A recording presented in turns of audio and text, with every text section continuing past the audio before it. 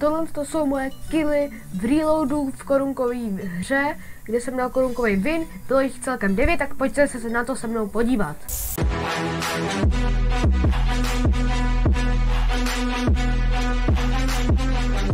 OK, takže tady jsem na landingu sebral tacku prostě a rovnou jsem týpka šel vypráskat, protože jsem viděl, že tam je.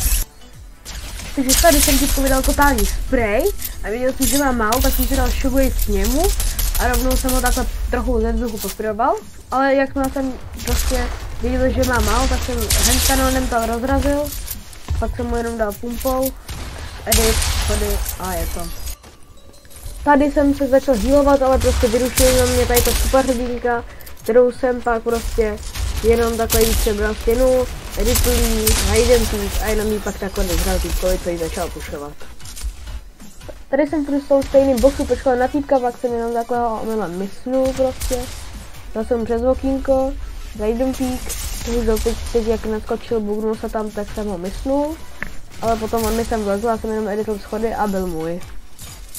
Když jsem viděl, že ten týpek jde dolů, tak jsem si jenom počkal, než přijde zóna a vyžene ho z toho bunkru jeho a až po zipline bude prostě muset jít nahoru, tak jsem mu dal pumpou, pak jsem mu dal rozprej AKčkem, jo, a teď jsem ho jenom dodělal prostě úplně easy kill. Tady se mi omylem neskoupovalo prostě mamutka, neskoupil se to v tom replay, takže normálně prostě vám to tady vysvětlím. Normálně jsem týpkovi dal hlavu prostě a padlo mi tam pak mytický ARko, což jsem byl mega rád. Tady prostě nějaký týpek lezl pode mnou a tak jsem se šel takhle na roh podívat, kde by mohl být, ale on byl tam zatím, za zdí a pak se dělal na mě a jsem dal úplnou rachejkli pumpou. Tak jsem takhle se vystavil nahoru jako, on jsem jenom takhle grapnul a já jsem ho jenom takhle zabil úplně easy. Tady to už bylo top 3 v endgameu, týpek tam zvýšil stěnu a nevšiml si mě, tak jsem mu dal totální spray asi za 120 prostě. On se běhl tam někam za to a prostě za kontejnery, dal si shockwave nějaký úplně špatný a jsem ho pak jenom ve vzduchu takhle dostal. To bylo úplně easy a teď jsem začal hledat druhýho týpka. Absolutně jsem nevěděl, kde ten týpek je a pak mi dal pumpou ze zhora trošičku a to bylo jen 50 HP, takže jsem byl úplně v chillu.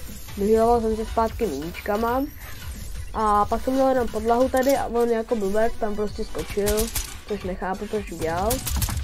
No a pak už jsem ho jenom dal, pak prostě jsem oslabil výhru, takže jsem dal nějaký edity. Díky všem, co tohle krátký 2minutový video dokoukali, budu moc rád za like a odběr a my se vidíme u dalších videí, zatím čus.